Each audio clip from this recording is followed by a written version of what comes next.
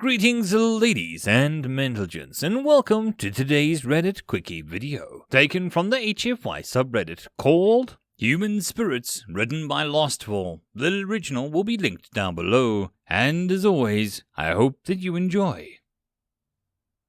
The Verge glides slowly through the darkness of space, like a shark gliding through the shallows, moving at sublight speed, not even towards a destination anymore, moving along in its linear journey.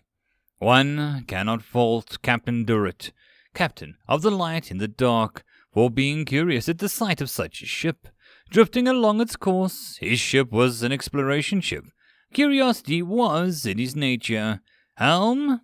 Hail that ship. It looks like an ancient hulk, but there are the lights still on. Yes, sir, Helmsman Current replied. They were Nazral, a bipedal race, roughly 6 feet tall, with a greyish skin and slender limbs. They also had large eyes capable of excellent low-light vision. The entire race was psychic sensitive, but a few were powerful enough to get more than strong feelings from others. On the side of the ship, they could just barely make out the Verge. The words were obviously human. Captain, there is no response from the human vessel. We did a scan and no life signs appear to be present. Looking at the designs, it looks to be of an ancient ship. It's nothing like any of the documented ships humanity has used since the first made contact. The lights must be from some stored solar energy. The captain does the search of his ship in the archive. The ship itself is apparently well known in human space. It has been moving along the human space for centuries. He read a brief history and some surprise.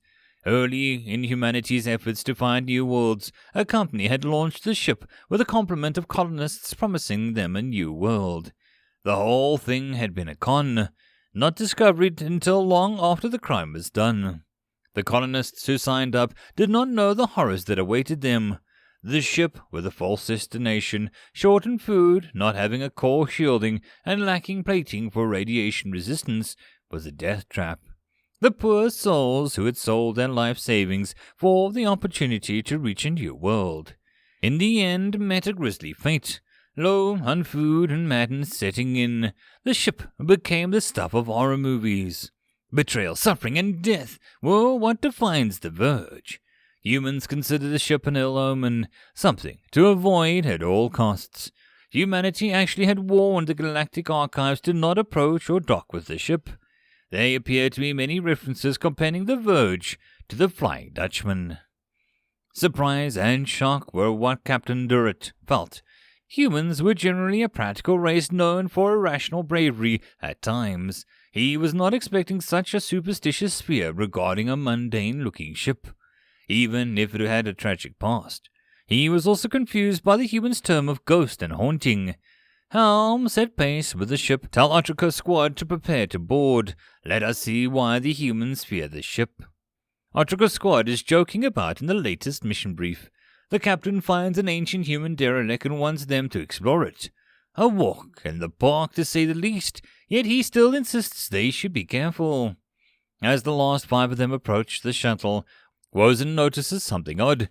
It almost looks like there is a movement in the lights of the ship.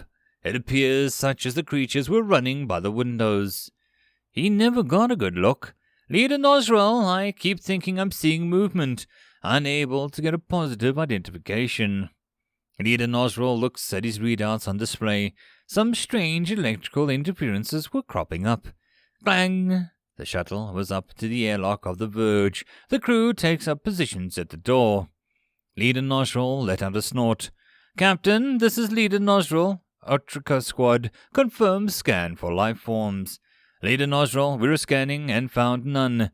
Your mission is to board, explore the ship and determine if salvaging or if any dangers are present.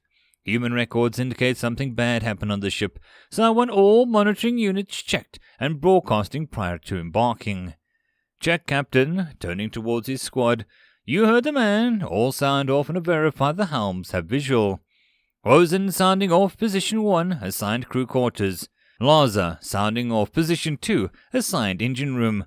Nomal sounding off position 3, assigned to dining quarters. Octmal sounding off flight deck with Leader Nazral. This is how you read loud and clear. Your biometers and visual feeds are clear. You are free to proceed. With this, they engage the airlock inside. Most of the interior lights are out. Some dangling from the ceiling, the team engage the lights and start to move towards the designated targets. Back on the flight deck, the captain and the helmsman watch the squad progress onto the main view screen. Captain Dorrit began to feel some trepidation while watching the feeds. These video feeds should be stable, no further away than the ship was, but they kept flickering, and weird audio was being picked up. The audio wasn't in standard galactic, but appeared to be some earthen dialect. He had the ship working on translating, but the disturbances were unnerving. Suddenly, Wozen's biometric heart readout increased dramatically. His camera faces into a room, lights playing over the darkened interior. Before him, clearly visible, was a grouping of dolls, staring at a small table with human dishware on it. Behind them, in a pale white dress and jet black hair, staring at her feet, stood a young human female.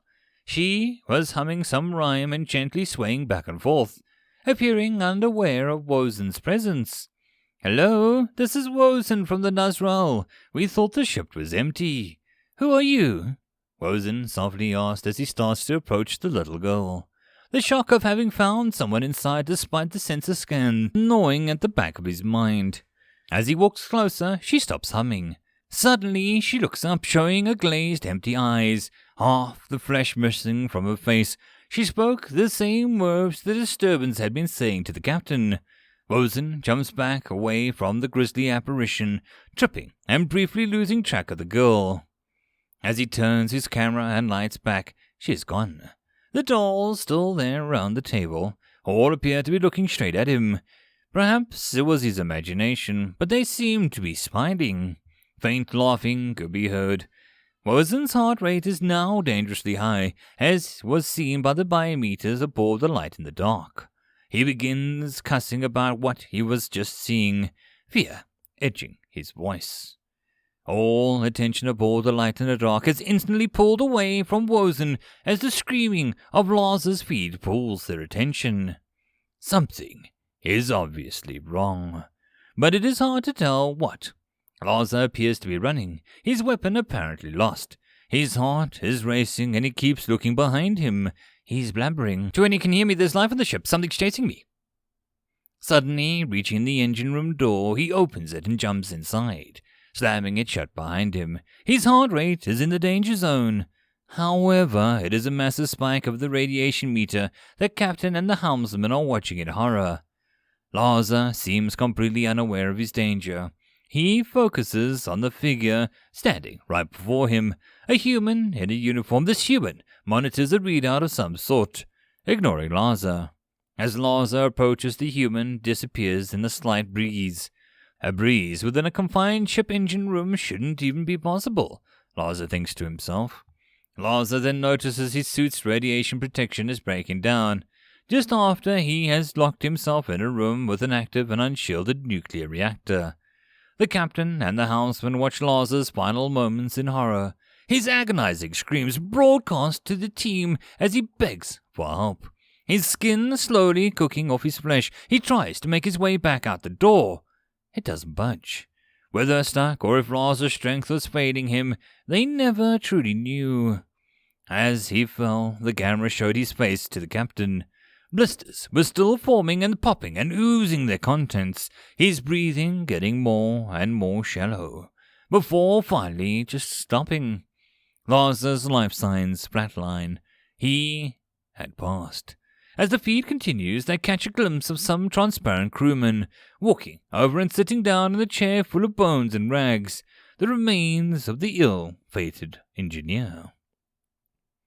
Lazar's final words and the screams for help broadcast over the radio, unnerving the rest of Otuka's squad. Their communication chatter would have dramatically increased were it not for the voices they now hear over the internal feed. None speaking in galactic standard. Nomal arrives in the dining room. The door is stuck. Despite his effort, he can't move it. He gives up, actually taking a step back.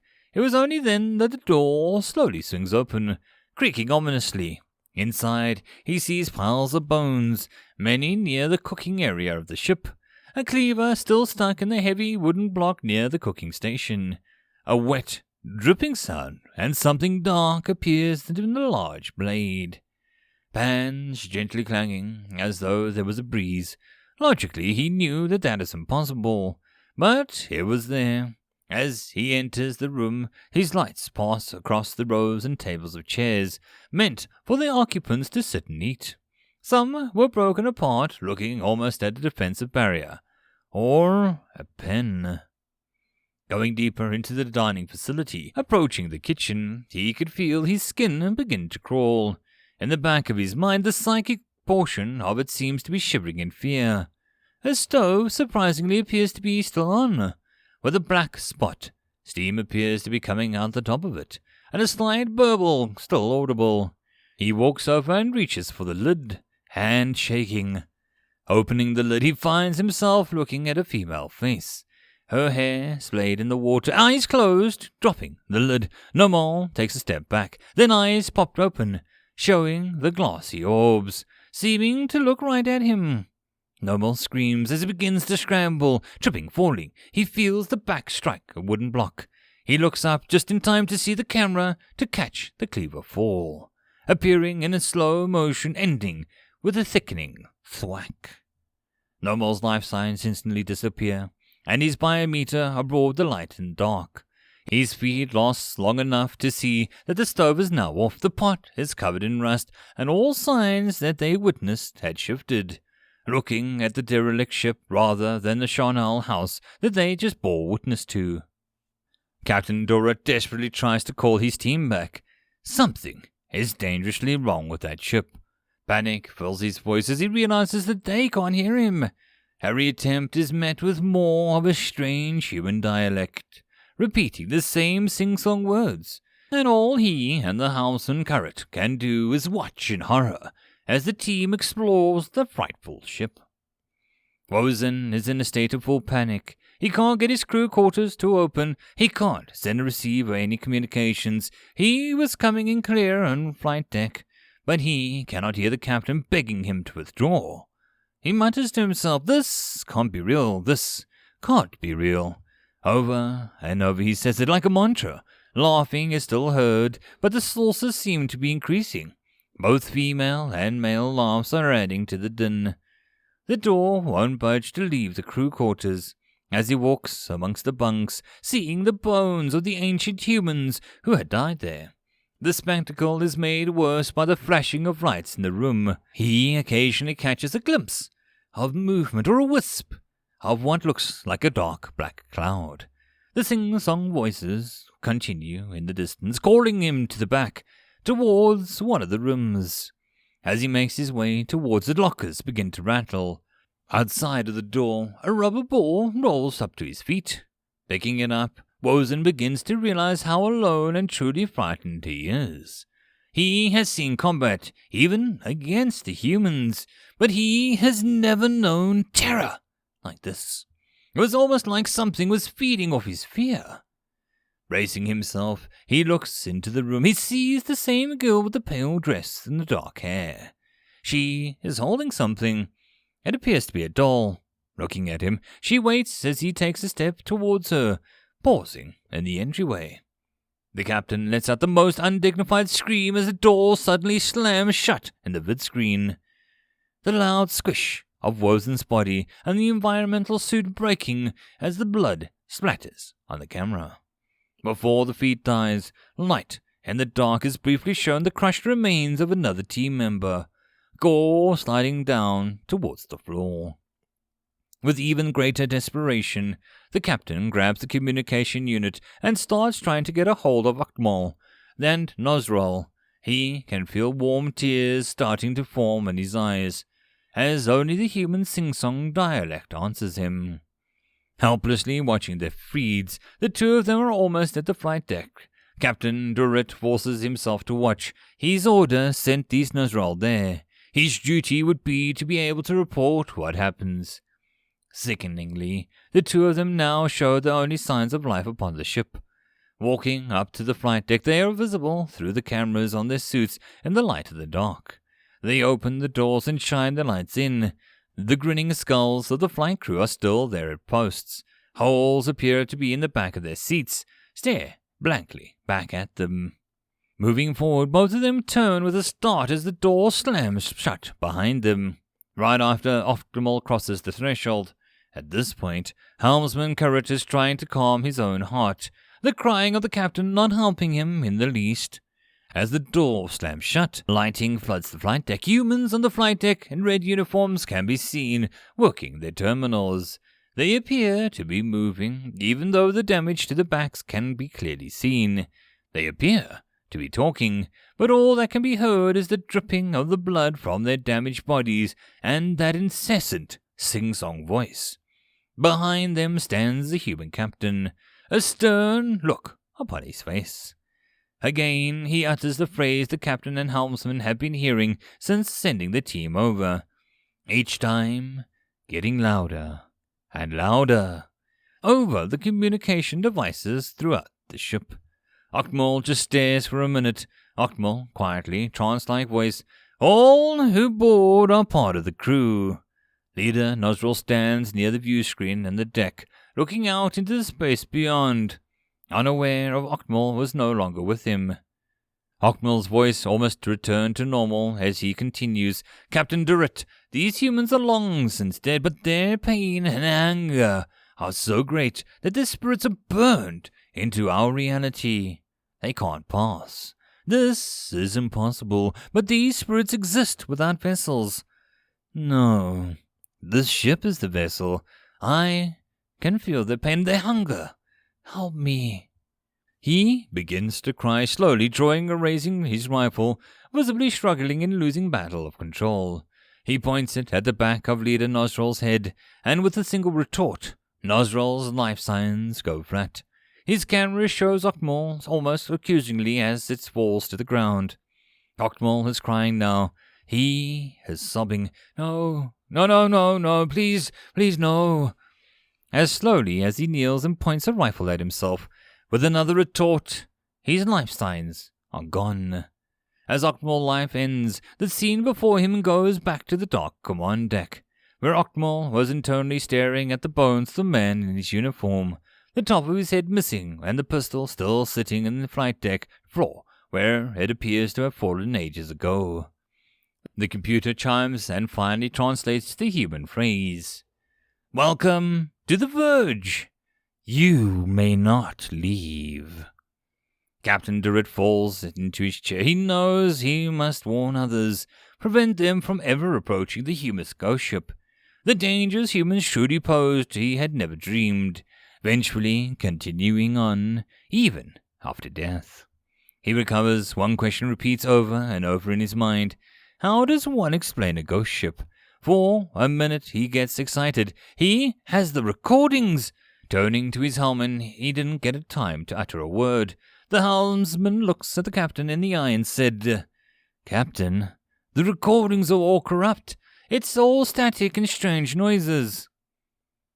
Sleep never comes easy to the captain again from that day. He keeps hearing that sing-song human phrase and seeing that human captain, welcoming more to his ship. And that, my friends, is the end of this Reddit Quickie. I hope that you enjoyed. If you'd like to support this channel, there are numerous ways to do so, listed in the description down below. The easiest and best way would be to share this video and my channel as much as possible. I'll see you all in the next video, and I hope that you have a good one until then. Cheers.